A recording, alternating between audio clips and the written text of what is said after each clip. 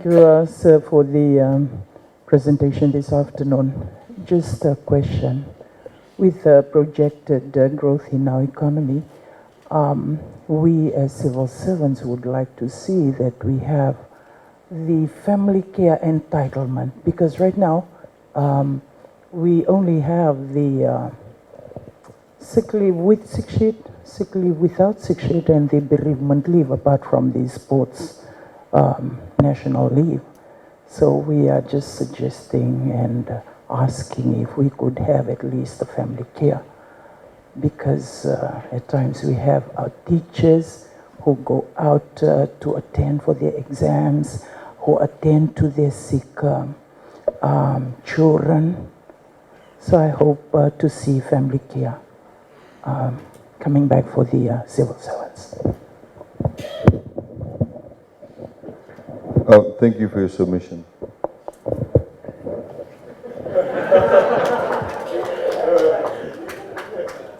Look, I mean, and I mean that. I mean, we've had those representations made to us. We have to be able to, when we apply a rule like family care leave, it has to be done across the board.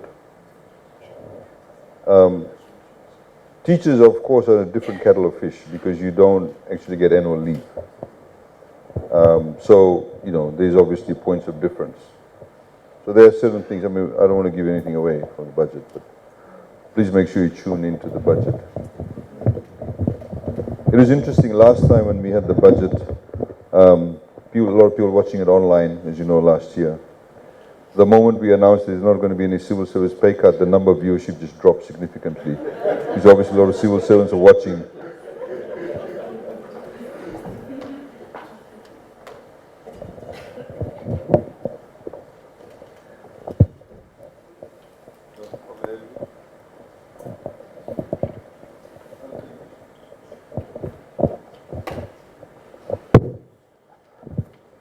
Hello, my name is Sanjay Raman from MGM High School. So this is regarding to the students, especially TELS and the topper scheme. If there can be any provision for students who have done very well in year 12 and they want to go and do Tibet courses at FNU, and they can be given toppers instead of TELS with very good marks.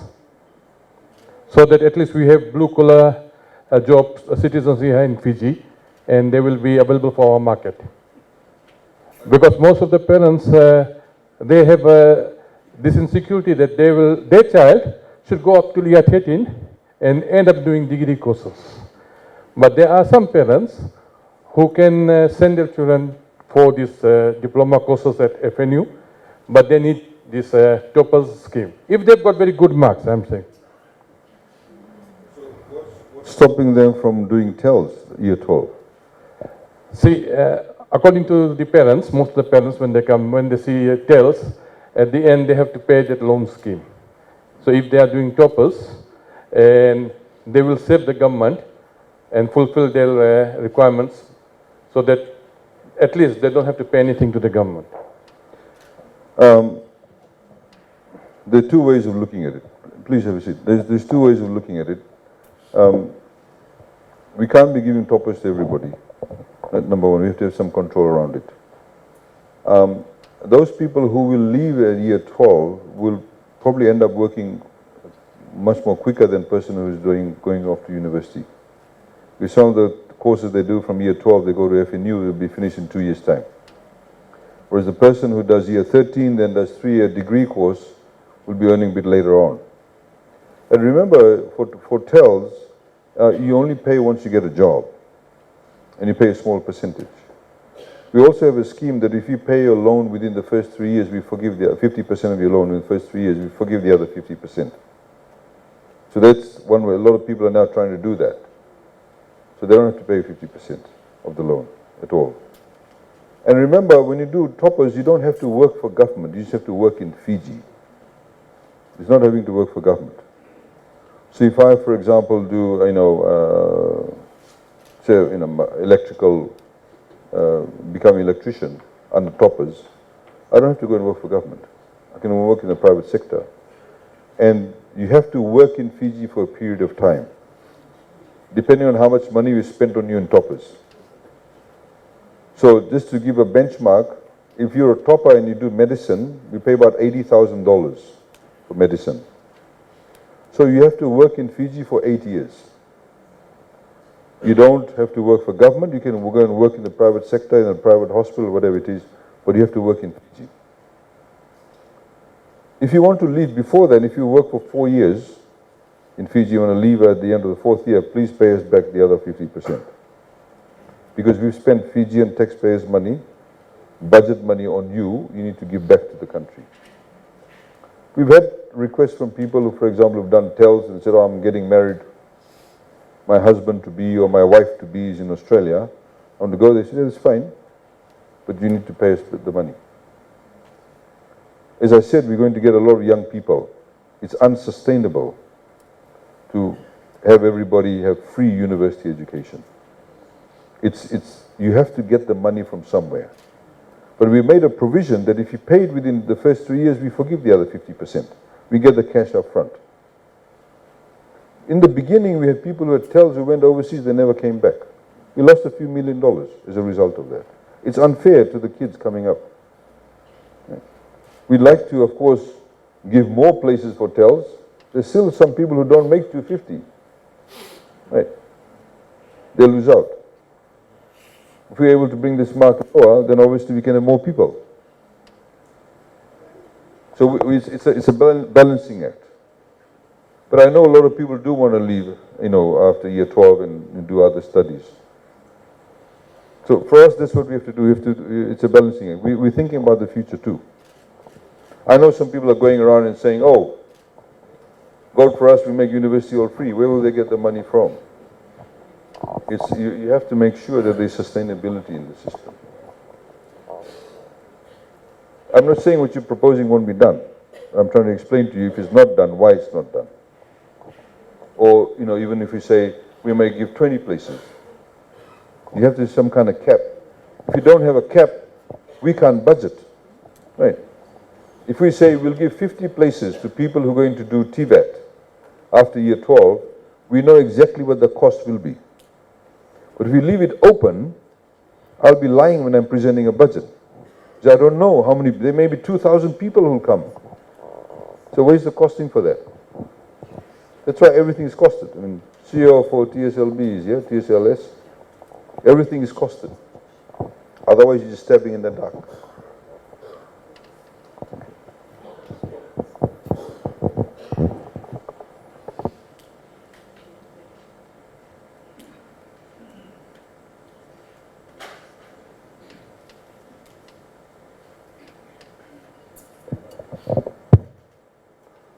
Thank you, sir. Peneropio, ALG High School. First of all, I would like to thank you, sir, for clarifying a lot of issues regarding how the economy of the country operates. I'm sure my fellow colleagues here will agree with me that you have really made things clear, and we found your presentation very interesting and enlightening. That's the reason why many of us were not bored and were awake all throughout the presentation. In actual fact, I have three questions, two related to your presentation, and the other one is an issue with education nationally. The first question, you have mentioned about the price hike in fuel. The suppliers there's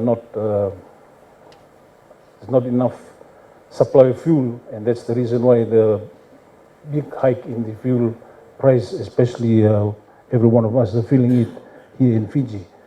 I just wanted to know whether, like all the other priority areas where the government is going to assist the people of our nation in regards to subsidizing the fuel hike that we are experiencing now, because we have a lot of cars, a lot of vehicles around, and then many of us, we seems to be trying to budget our transportation by not going on many places now because of the fuel hike. That's my first question.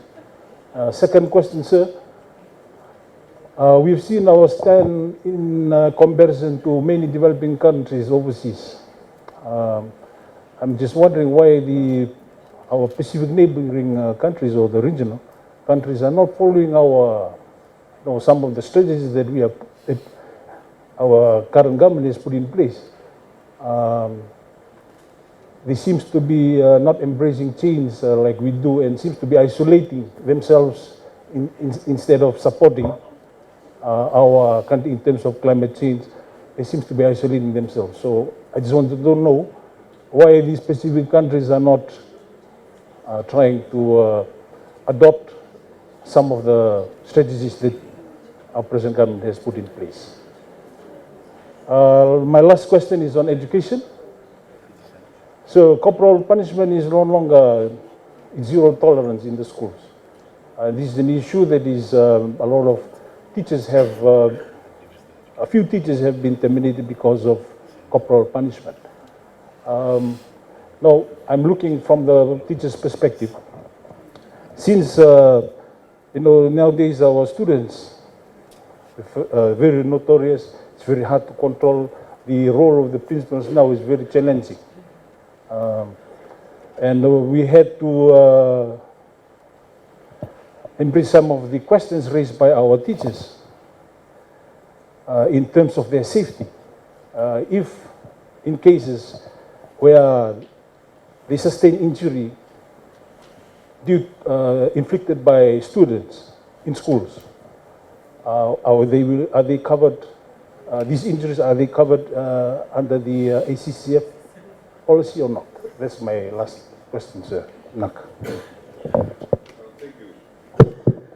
Can I ask a question? You're saying about subsidizing fuel costs. How do you think they should be done? Should we give everybody in Fiji that has a car $10 a week? But you know what I mean? Because, look, we've thought about it, about how do we do that. It becomes very difficult when you have to subsidize individual car owners. Because somebody may be driving not that far. Some people may be driving the car because they're cruising around at night. We can't control that. The bus companies obviously came to us and said, look, we're paying, the payment for diesel has gone through the roof. So that's why the bus fare increase took place. FCCC, when independently verified, it gave them bus fare increase. There used to be a 20-cent levy on fuel. We removed that. We lost $56 million. If we had a 20 cents levy on fuel, we'd be collecting $56 million more. You'd be paying 20 cents more a litre on fuel. It's very difficult to, for example, subsidize things like, because it becomes individuals. We don't have individual needs. Some people travel long distances. Some people don't travel long distances. And then how we disperse the funds. The guy who's got a carrier up in, Tawake, Tikin of Tawake, what do we give him? And how would you disperse the funds? Do we physically get him to collect it? It'll cost him $20 to come and collect $10. Those kind of things. And then, of course, it's not just cars, because the people in the outer islands, they use outboard motor. So we have to subsidize, to be fair, we have to subsidize them too. So it becomes difficult. Of course, some countries, they've had a long history of food ration. They give them a food ration voucher to help meet costs. We've been talking since 2018, 2019 about having a national ID card. It will make things a lot easier. And of course, the pandemic came along, things slowed down. But if we have a national ID card, it's a lot more easy to be able to give what we call targeted assistance. By removing that 9%, we've lost $163 to $165 million. If you all paid the 9% VAT, we'd be collecting $165 million more. But for us, what is more important was that we have reduction on everyday costs. But even a reduction on VAT across all those items is really, in a way, missing the point at times. Because the person who's currently in Fiji earning $300,000, who can afford to pay the 9% VAT, is also getting zero VAT. The people who want to benefit from it, who's earning $10,000, $15,000, $20,000, also does not pay VAT. But that's what you call the inability to have targeted assistance. So today, if a household earns less than $30,000, we pay 50% of electricity cost. That's what you call targeted assistance. If you earn less than $30,000 a year household, we pay for 90,250 liters of water for you. That's good targeted assistance. But to say VAT across the board, yes, people benefit from it, but the rich also benefit from it. So, for the first time in Fijian history, you actually have what we call a three-tier VAT system. You have those 21 items at 0%, you have everything 9%, but certain items you put to 15%. Perfume, stereo, TV, camera, these are non-essential items. But we had to put it up to 15% because we lost revenue over there. To be responsibly financially, we have to get the revenue from somewhere. Now, people would not starve if they did not have a TV or a new TV. Most people have TVs in any case, or a camera or a stereo. It's not an essential item. But people would find it hard if they did not have cooking oil. You know, those kind of things. Nobody does, fish in meaty without onions. Nobody makes curry without onions and garlic. These are everyday items. So that's what we've done. It's a balancing act. The second question of yours, sorry, I forget the second question. There was the...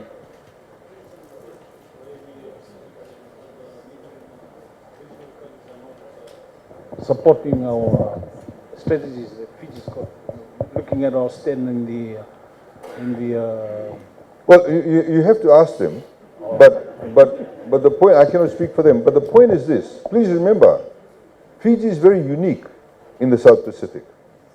Our economy base is very different. Apart from Papua New Guinea, none of the other Pacific islands, for example, grow sugarcane. Nobody has the same level of tourism as we do in the Pacific. None of the economies in the Pacific, I'm talking about Southern Pacific, is as diversified as we are. I went to Palau recently. The population of Palau is 20,000. 20,000, that's like smaller than Lautoka. That's the entire country. Samoa's population is about 240, 250,000. Look at the economic base, very different. We have a national carrier. As I said the other night, we fly to every single continent that rims the Pacific Ocean except South America.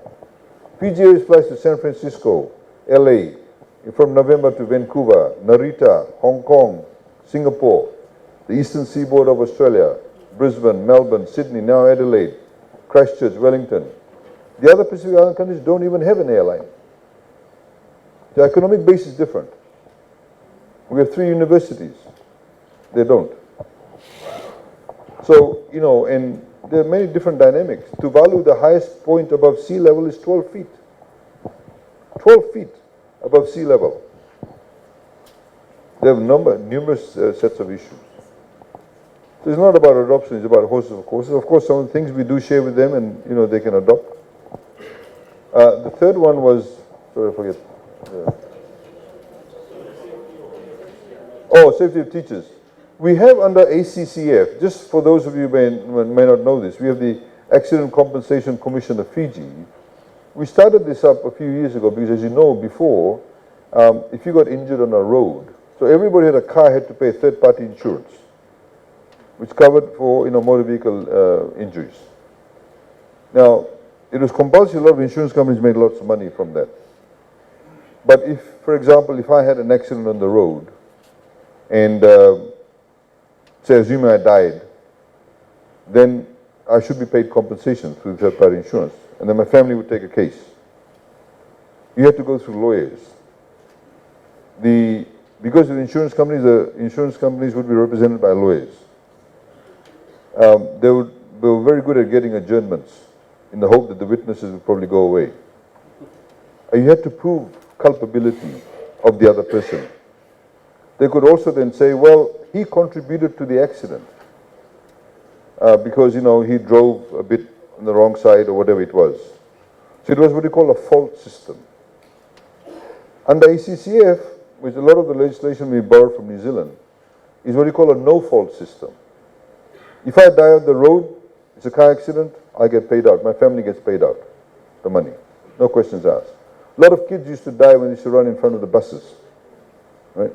Bus is parked, the kids run in front of the bus, car comes, hits them, the kid dies. It languished in the court system for a long time. Then you said there's contributory negligence. If he had not run in front of the bus, I did not see him, he died, sorry. A lot of cases were lost. Sometimes the cases won, the lawyers would take 50% of the money because they didn't charge any fees up front. They would take a hefty chunk of the money, the compensation. So we set up the ACCF to introduce road accidents into that scheme. You don't need lawyers, you simply go and fill out the form, etc. It also, if you lost an arm, there was a price for an arm. If I'm right-handed, I lose my right arm, there's a particular cost for it, a price for it, and I get that compensation. Then we introduced what we call workers' compensation into that scheme also. And again, there's a no-fault clause. So if I'm a machinist and I'm working, I'm doing saw milling, and I cut my thumb, I lost my thumb, I should be compensated. My employer through the insurance company could argue and say, well, he was grog-doped, right? Contributory negligence. He contributed to that event actually happening, and I may not actually get paid. But now under the workers' scheme under ACCF, I'll get paid for that thumb loss. You have the opportunity, if you think you want to get paid more, you can go and hire a lawyer and get more money if you think you'll get more. And then we included what we call schoolyard injuries. They're now part of the scheme. So, kids are arrive with a pencil and they poke somebody's eye, they lose their eye. We've had a payment made. I've never heard about teachers being compensated. But that's something that you can talk to ACCF and talk about that. I don't know how many teachers get assaulted in schoolyards, I'm not sure. But it's some food for thought. Yeah. So that's the situation with ACCF. We've had some submissions made to us whether we could include, things like accidents happening in a sports field. I remember when I was in Maris, and by the way, I'm not from Suva. It's a false information, whoever read that. When I was in Maris, we had a guy, I still remember his name, our first 15s, we were playing with against Suva Grammar. He went in the scrum, he never got up because somebody snapped his neck. So he became paralyzed from the neck downwards. So things like that would now, if it's in the schoolyard, would be covered under the ACCF. But some people want us to extend it to overall sports, that we have to make sure that we take a step at a time. Because you can't overexpose the fund. It's a trust fund. We collect money, through LTA, penalty, fees, etc. And that trust fund is set up. Okay. Question there, please.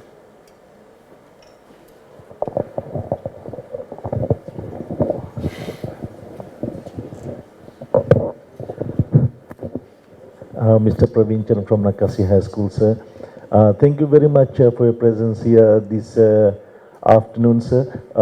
We know that your presence here means that you care so much for education, and in particular, the head of schools who are going to serve the nation in trying to uplift education in the entire nation. So this in regards to textbooks. We also would like to reduce the textbook wastage in schools, whereby ministry is paying for the textbooks, and some textbooks are bought by the school management committee through that money given by, through FEG. But when it comes to ministry textbook, once students lose textbooks, they either photocopy, and that is the only option. There is no other option. What we have been suggesting all this while, sir, that if textbooks that is provided by the Ministry of Education, if there is an outlet where students, once they lose books, they could replace textbooks and they become a bit more responsible. We were just discussing that one school, maybe more than $20,000 worth of textbook come to our school. And because there is no penalty, students do not care for textbooks. And we cannot direct them to any particular outlet where they could buy textbook and replace them. We sometimes ask them to photocopy, but once they photocopy, those photocopy books are not as good as the books so they do not wish to use those textbooks. So my suggestion, sir, if this Ministry of Education textbooks, there is an outlet where if the student loses textbook, when they come for clearance, we ask them to go to that particular outlet, buy those textbooks and replace them. Because if we are not going to do that, I know a huge chunk of our the government resources is being used to buy these textbooks and replace them. Because our students are becoming irresponsible with a lot of things that the government is funding them, we find that they are abusing it. Even with the transport assistance, there should be some sort of a benchmark that they should come to school this many days, etc. percentage, so that they do not abuse the transport assistance being provided. Because we feel that because they are given all those, they are taking it so lightly that they are not responsible for. So some of the things that is escalating in schools could be that they are given and the responsibility part is not there. So thank you so much for all the assistance provided to the schools, but we want to assist the government save money if textbooks could be provided in an outlet where they could buy and replace them. Thank you. The very valid points. We'll talk to the Ministry of Education about that.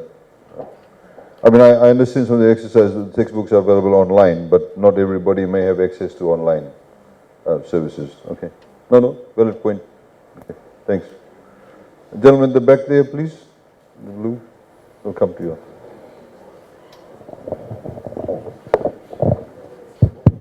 Monitor Bui, New South Methodist High School, Tawiwin. So I would like to thank you for your comprehensive presentation this afternoon. I have one question in regards to the seasonal workers. If this could be done also to teachers, the ones who are almost retiring or 3 years retiring in special skill subjects like physics, maths, TD, in areas which they are required like Australia, New Zealand, or other Pacific Island countries. So that's my question. And it could be controlled by the Ministry of Education, so not any ad hoc manner is done or any agencies. It should be done by the Ministry of Education. That's my question. In fact, just to explain to you the Pacific Labour Scheme, the way it works is that we don't hire the people. So anybody that wants to go and work under the Pacific Labour Scheme, they have to register with NEC, which is the National Employment Centre, and all your details and CV is there. And then when recruiting agencies come from Australia, they are the ones who do the selection. We don't have anything to do with it, which is actually a good thing. Because otherwise, somebody, I went somewhere and somebody said, oh, you're only selecting people from the Central Division, not from the Western Division. But we don't do the selection. We facilitate the application, we facilitate an NEC, we give all the information to them, then they choose. So, I mean, as I said, some teachers have already gone to Australia because those skill sets were required. You can also similarly do that. I don't know whether NEC, you can still register with NEC. There's nothing stopping anybody to register with NEC. You can register with NEC. Whether they'll come and hire a teacher through that recruiting agency, I don't know. But they have actually taken a lot of teachers too in the recent past. So there are availability, but the Pacific Labour Scheme works in that way. We don't have anything to do with it. The recruiting agencies do. The Ministry of Education, for example, even if you wanted to apply, the Ministry of Education won't have a say. Because it's a liability issue also.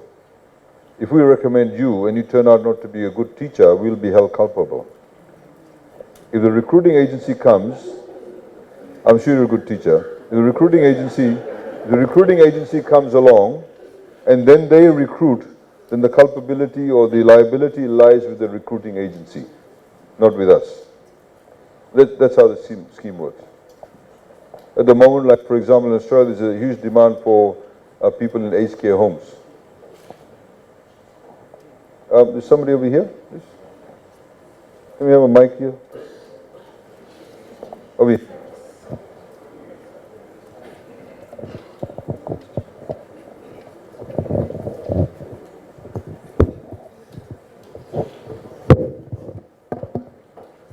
Sir Bulabilaka, Mr. Navindi from Queen Victoria School. It's more to do with the education sector and also just in line with the inflation, increasing prices of food. This is more with boarding schools. If government could consider, I know there are two types of boarding grants. There's one for non-government schools, which is boarding per capita, practically focused mainly just to assist non-government schools, non-government boarding schools, primary and secondary, to assist with food rations for students in the hostel, and the boarding grant for government schools. And we have a few boarding schools with girls and boys for government that are quite large, we have large numbers. If government could consider an increase in these grants due to the inflation inflation that we've had, to assist through the next 2 terms, because we are facing difficulties now in terms of the current diet and menu that the students are being given, and that also contributes to their health and well-being, and in turn to the quality of education that they. And I think a lot of the boarding school principals that are here will agree with me that they are facing difficulties with maintaining that diet, or the quantity, the quality of food rations to suit, and rather just going back to the old system of just rice and dal, but to keep the quality of the menu for the students, or to improve it, to contribute to the quality of education. Thank you.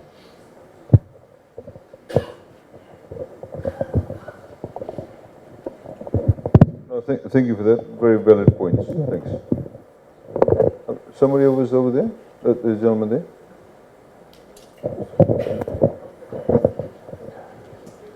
Good afternoon. I'm Aiyaz, principal of St. Thomas High School in Lautoka. I have actually 2 questions. Number one is on, one gentleman have already asked you this question on safety. I was able to get a few things, but I need some clarity on, for example, our teachers are on the road doing a road patrol with few students, and sometimes they start 7 o'clock. And if they get an accident, will they be covered from ICCF? I was not able to collect the answer you supplied, sir. Sorry for that. And number 2 is regarding school buses. I believe majority of the problems in our schools which comes from outside is when the students come late to school. Not really late in the sense that they are late from home, but because of the service done by the school buses. For example, in my case, 5 buses have to transport the students to my school, and all these buses belong to one company.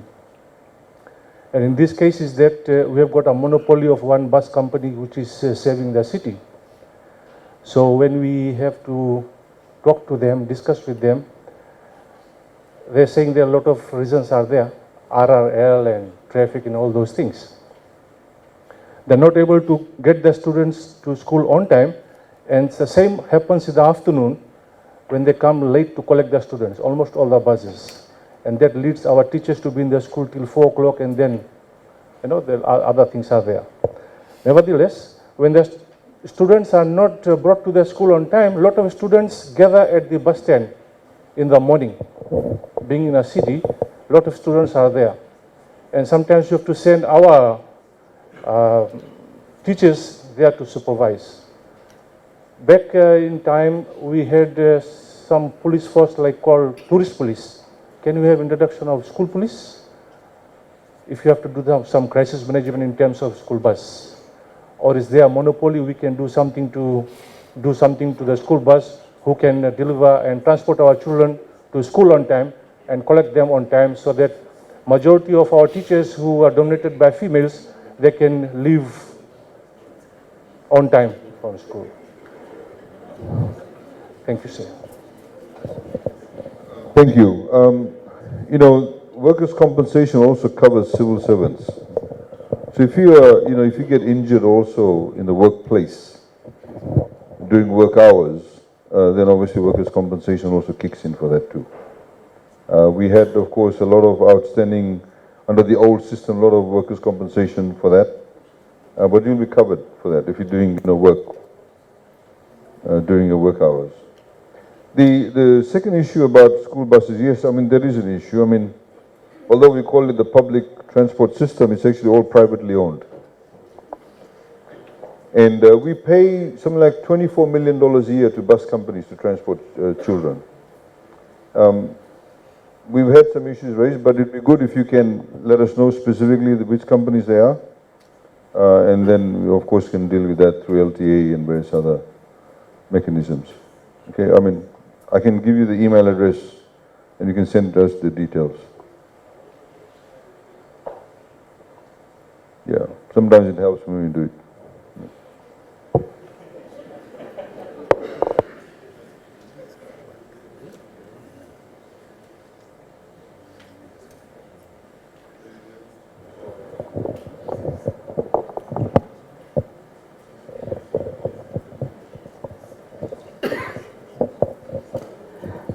Merwalis Tuilam of Suva Adventist College, sir. My comment is a commendation to acknowledge, first, for enlightening us this afternoon. My takeaway from your presentation, sir, is understanding how you redirect funds from priority to critical needs. And I wish to thank you for assisting education. One was during the lockdown in providing free data for our senior students last year, and also for the free education grant, and also for transport assistance. So, sir, I'm sure with my colleagues, we understand today the importance of our role as educators for our children in Fiji. Thank you for your big heart, Vinaka.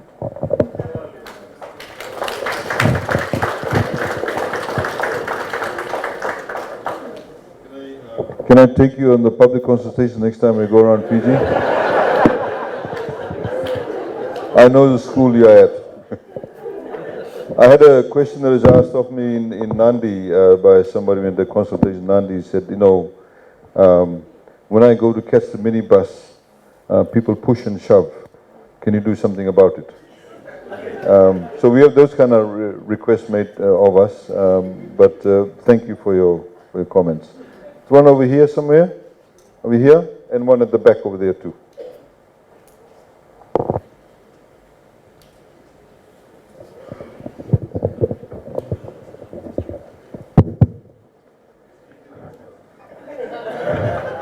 Thank you, sir, for a very informative presentation on the budget. And firstly, my name is Navua from Ngau Secondary School. Firstly, on the budget, most of the parents in Ngau, they usually plan dalo and angona. If the government can at least provide a boat to move around the Maritime islands, so that they can just buy dalo and angona. At the moment, they are using the normal boats, Liahona and Lamaiviti, and the freight charges they are quite high. And that filtered down to, you know, some of the requests, you know, from the Vanua for them to pay certain levies to the Taltalas pay, and also a few workers there in school. So most of the time they could not meet, you know, that obligation from the Vanua. And we are on the receiving end, the school, especially the school, to meet, you know, the pay, the salary of the ancillary staff, especially the Talatala. If the government can, you know, provide, provide services like that. Also, I heard that in the radio, that the district rep of Loma Loma voiced his concern about the freight charges there. They want to bring the food from there, from Bonombalabu to Suva, from Ngau to Suva. But the danger thing is the charges, the freight charges, cost related to that in the normal boats. So if the government can just go in and help so that the advantage filter down to the school level, and we will also feel the ripple and advantage of that in Ngau Secondary School. I'm just talking about Ngau because I really feel for the parents in Ngau. And number two, now moving on to school in Ngau, there is a major, Madam Minister, sorry for this, there is a major problem. It's a continuous problem. We've been contacting LTA, Ministry of Education, Eastern Education Office for about 10 years. From Ngau Secondary School to Nauikama, only the transport providers are given 80 cents.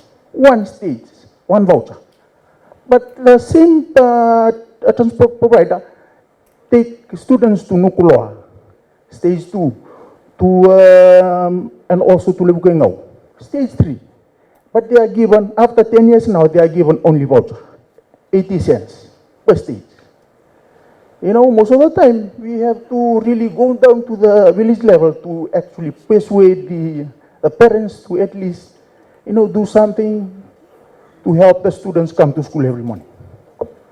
Even though we have made several requests to the divisional education officers and LTA, up until now, the 7th of July, we are still waiting for your intervention. Please, sir, I really need your assistance. My friends here, they actually forced me to stand up for the Maritime students and also Maritime Islands. And please, most probably in term 2, if this impasse can be solved. If not, then most of the time I'll be leaving the school compound and go to the villages to persuade them to, help the transport providers. Most of the time, the transport providers just go to stage 1, leave the students there. And the students, they walk to the stage 2 and stage 3. And something happens to the students, and I'll be holding the 10 bags of dynamite or bombs. Number 3 is developments, school developments. If we can, the Minister of Education can at least go around looking at the schools with the challenges they have. The main road, there is a bridge. Whenever there is a heavy rain, and I believe Pastor Ferreira knows this. Whenever there is heavy rain, the school is situated on a place where there is a, most of the time they always receive heavy rainfall. Whenever there is a small rain or heavy rain, they usually, the water overflows. And the students can't come to school. So we have to ask the students for their safety to stay or go back home. And we keep opening the school, but only those who can manage early in the morning to come before rainy weather, they can come to school. But if rain continues, water overflow, we cannot allow them to come. We just tell them from this side to go back home because of their safety. So if there's a kind of assistance the ministry can give or the government, just from the main road to the school. At the moment, there's a Nabutini company there. If we can just ask them to tassel the road, at least provide good road conditions from the metro only to the Kapak. But how will that stop the flooding and tasseling the road? Just raise the bridge and then tassel the road. And the development, the terrain in now is totally different. The island is volcanic island, and we really need assistance, especially on the type of soil there, quite sticky and clay soil, and we really need assistance from the government or from the Minister of Education. Number 4, This one. on contracts. if the government can relook at the contracts. I went to courts last year, and they chased me out. Because my contract was for about 3 to 6 months. I hope you can assist us on that. And number 5, on acting appointments, most of the HODs have never been paid. They've been acting for several years. HOD Maths Physics, now secondary school, since 2019. We are still waiting for at least something for them to receive in order to be an incentive to them and also help them keep working hard. Most of the time I have to carry acting HOD this year again because they don't receive anything. And lastly, sir, I was just discussing this with a few heads of schools here. They told me we still have not received any rural loans. Even though it was announced in the last budget, revised budget, we are looking forward to your assistance. Now, sir. Thank you. Your number 2 problem is actually a real problem, where, in fact, we've had those issues also in the budget consultation, like we were in law in the Conrove, where a lot of the school, the RSL people, their fare has not increased for the past 7 years by education. Nor have we received submissions from education to increase it. So that's been brought to our attention, and we intend to do that and talk to education because it should be, because not just because of the fuel increase, but for over the past 7 years, they have not received the increment. And I know some of those RSL people do the schools a favor and they run the extra mile. They don't necessarily make money. They do it as part of the service because they live locally. So that is an issue. Regarding the raising of the bridge, etc., we can talk to education. They need to give us that information regarding that. The freight issue is interesting. Let me sort of try and draw parallels between that. I was in Kuku in Nasori on the weekend, and somebody said to me, he's a cassava farmer. They grow a lot of cassava in Baulevu. And he said, we're not getting the same price for cassava as we used to get, about a year ago. We go to Nasori market, there's already, cassava is being sold at a much cheaper rate. So he said, somebody needs to buy my cassava. And nobody wants to buy it. The other gentleman also said to me, can you get AMA to buy it? I said, well, what will AMA do with it? He said, I don't care, just throw it in the water, but just give me the money. Somebody has to pay for it somewhere along the line. It'd be very, unless you can say that the people on that island will fill up the entire ship with that produce, then it may be worth a while to run a particular service there. Because otherwise, if we're going to run just a special trip there and some other islands, and we still have to pay for the fuel too. So it will come off the budget line item. Do you know what I mean? So those are the kind of dynamics. I understand what you're saying, but we also have to look at the overall picture in terms of what we're going to do with it. I mean, in the same way, I was talking to a lady in Sau when we were there. She spends some of her time in Melbourne. She said that she used to sell a kilo of yangona in Melbourne for $300 a kilo. Now when Australia has opened up, for how you can now take yangona a lot more freely, she's finding it hard to sell it for $50 a kilo. So this kind of market demand supply issue does have an impact too. So even as farmers, we need to know what the market demands. It's really a business that you're running. The other issues around contract sector is something, of course, we'll talk to the Ministry of Education about that and acting allowances. Okay, so thanks. Gentleman at the back.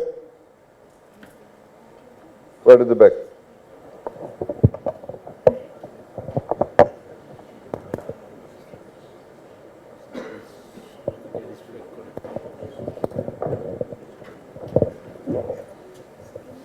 Good afternoon, sir. A much awaited question must have been lingering in the minds of all the heads of schools, but they are not raising. I thought some senior heads would raise it earlier. This is in regards to OMRS. I would like to seek a clarification in your capacity as Minister for Employment. That is there a disparity or is there a double standard in terms of confirmation of primary school heads with secondary school heads? We have noticed, we have observed that the primary heads have been confirmed for 5 years without even doing a job test. Why is there this disparity with the secondary heads that we have to go through different job tests, interviews, and interviews? I seek your clarification, sir, on this. I'm not the Minister for Employment, but I'm the Minister for Civil Service. And you are right, I mean, Civil Service Ministry of Civil Service did lead the OMRS. Now, OMRS basically stands for Open Merit Recruitment System. Each of the ministries have their own different mechanics of fulfilling the OMRS requirement. So they have their set of criteria. Under OMRS is a fundamental philosophy, and that is that everybody has an equal opportunity to apply for the job.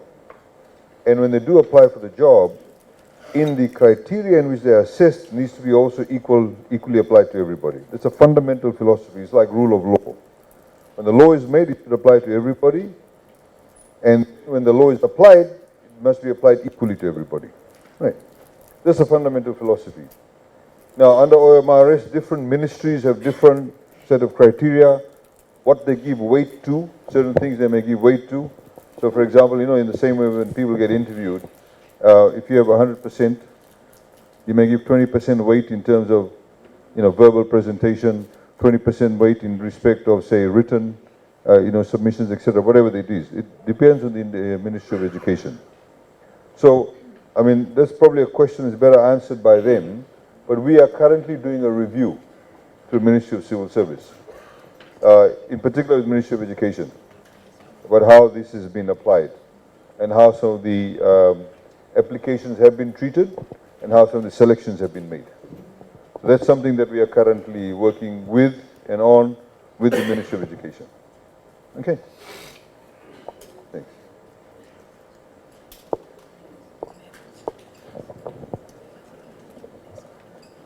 Oh, one here, please. One here, sir, one here. Sorry, okay, one there, okay. Good afternoon, sir. It's a clarification on the employment of teachers. What we've seen in the rural, we are getting high school teachers in the primary schools, while the primary school graduates are unemployed. Education needs to answer that.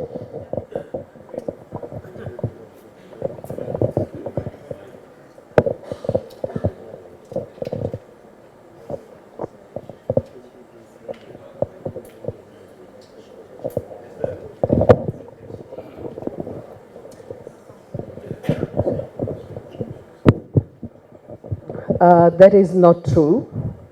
We have a shortage of primary school teachers, acute shortage, and therefore we are putting secondary school teachers in primary school, and we are talking to FNU to ensure that some courses are available so that they understand how to teach primary level classes. So we're working on that, but other than that, there is acute shortage of primary school teachers. Whoever graduated, we have found places for them. And if you think you know someone who's still waiting for a job, please bring it to our attention. Thank you. There is one over there. Thank you.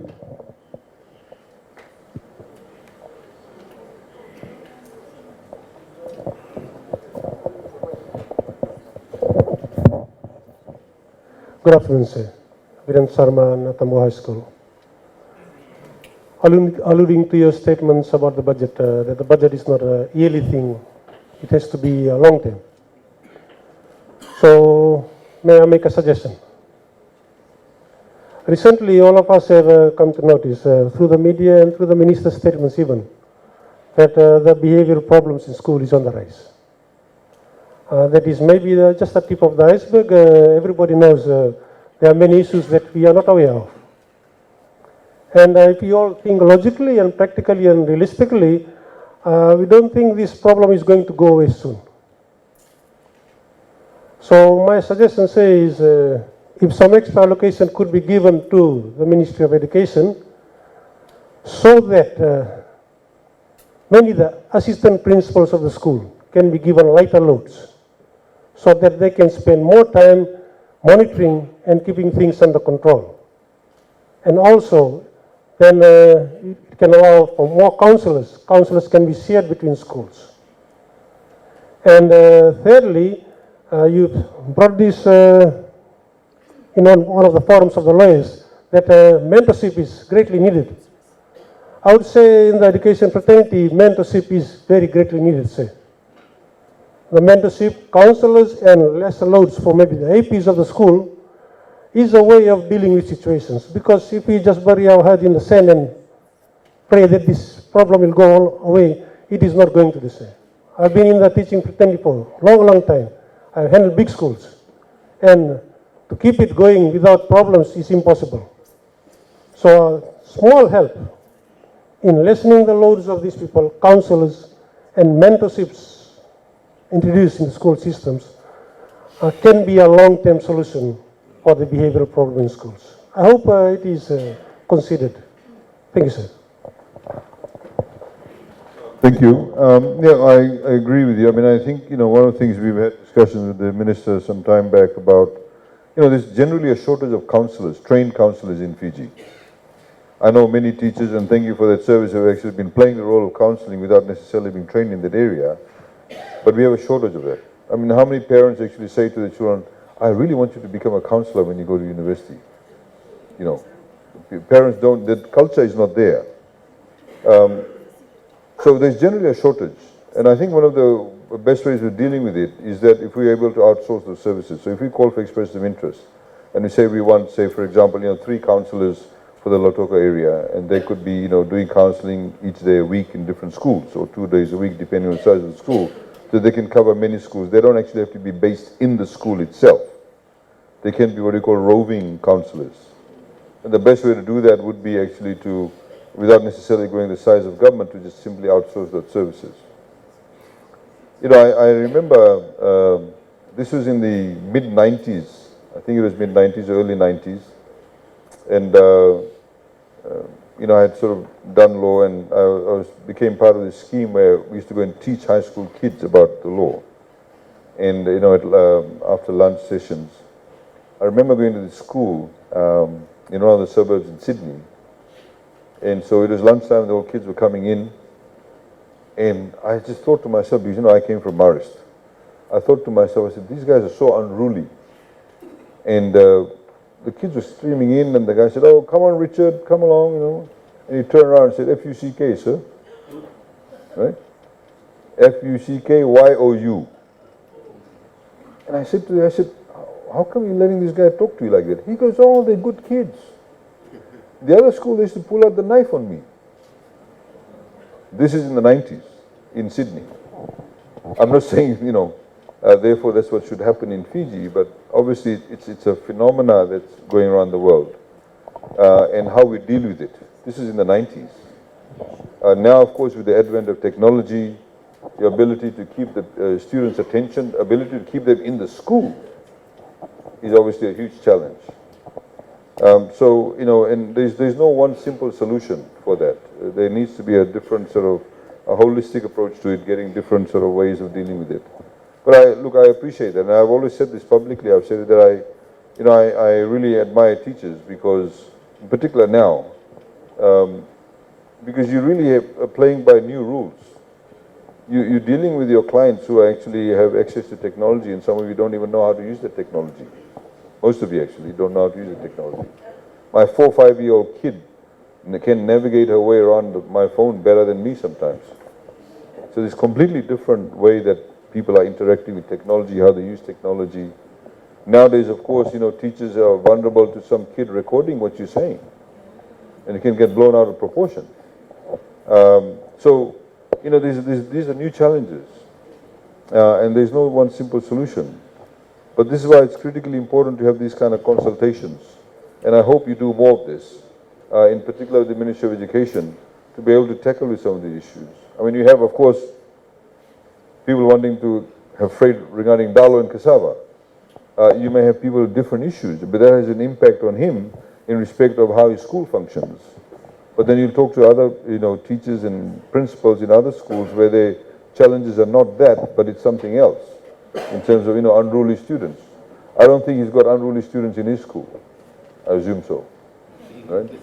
But you may have that because you're in the town and the city and people have access to technology. But I agree with the counseling and what we need to do about that. In respect of whether the AP or VP should do that, that's something that the Ministry of Education needs to deal with. Okay, ladies and gentlemen, if there are no other questions. Oh, there's one there. Please, Mike.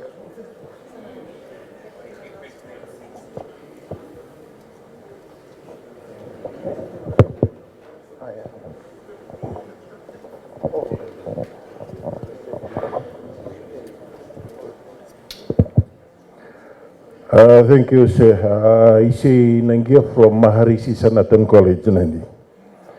So this is just concerning the issue that you raised on the shortage of skilled workers. Looking at my school, I'm talking about the ones who will drop out. I've been doing my stock take in terms of preparing them for the exams. And some of them are non-readers, for sure that they wouldn't be able to pass the exams in terms of academic. They have reached that level. My concern, do we have some training ground for these non-readers, whereby we can train them with the skills? Or do we have any training institution provided for them? Right now I can figure out it's only those who pass level 12 have been provided that opportunity. That is just my question. Thank you. There was a study done in, I think it was in Australia a few years ago, where they talked about the lack of numeracy and literacy skill sets, or skills of students. If you have a student that's gone up to year 12, you would expect them to have a particular level of competency in literacy, at least. So I think the system is failing if you have somebody in year 12 who can't read. So the question is, what are you doing about it? The question is, what have the primary teachers done about it? Because that's really the way the foundation is. If you look at most countries that have excelled really well, I mean, if you look at countries like Singapore, this is why, you know, primary education is critically important. You know, whether it's phonetics, they're being taught in schools. A lot of people don't teach phonetics in schools. Just rote learning A, B, C, A, B, B, C, whatever it is. But phonetics is not taught well. I mean, I have seen with two of my children, two of my boys, one of them was taught phonetics really well and really grasped it, and the other one didn't. The one who did phonetics can read far better than the one who's older than him. You know, he's a quick learner because he actually grasped it really well. And this just depends on the type of exposure he had to the type of school and the teaching methodology. So primary education is very, very important. And I think there needs to be a number of red flags raised. If you have students in your school, and this is why the head of schools need to play a very prominent role together with your head of departments to flag students. If they've come into year 10 or year 9 or year 8 into your schools and they cannot read, then you must pay special attention to them. There has to be a system within the system to be able to address that. Not let them reach year 12 and say they cannot read. So we have to fix the problem as opposed to trying to, you know, we have to prevent it as opposed to trying to provide a cure, which you are saying is, well, they don't know how to read, so, you know, let's get them some other job. I mean, assuming that if I'm a carpenter, and that person is very good with their hands. I mean, you'd eventually like the person who becomes a carpenter to maybe have his or her own business. They should be able to read. When they go and work even as a carpenter, they should be able to read. When they get a notification from the employer, they should be able to read the letter to say, this is your contract, you've got a job for 5 years or 3 years. So I think that's a more fundamental issue that we need to address. But then again, in respect of technical training, yes, we are looking at how we can expand that. Okay. Ladies and gentlemen, thank you very much for your time, and thank you for allowing us to be here this afternoon. I would like to say once again, all of you play a very critical role, in particular in, you are actually helping shape the direction of our country, because in your hands and in your responsibility, care of responsibility, the bulk of the population are passing through your schools. And therefore you play a very pivotal role in terms of shaping their hearts and their minds and their souls. And I don't say that lightly, I don't say it as a cliched term, but I actually mean it. Because you will decide what kind of adults they'll become, how contributing they'll become to our country, how well they'll do as individuals, and how they will do as, individuals contributing to the development of our country. And indeed, there's sustainable livelihoods. So thank you very much. You don't play an insignificant role, you play a very significant role. And our job as a government obviously is to recognize that and to be able to help you to be rewarded accordingly within our means. And if we all have that collaborative approach, we can be in a completely different space in a few years' time. And then, everybody will benefit, including yourselves, not just in terms of materially, but also in terms of personal satisfaction to see people succeed. Thank you very much. Thank you.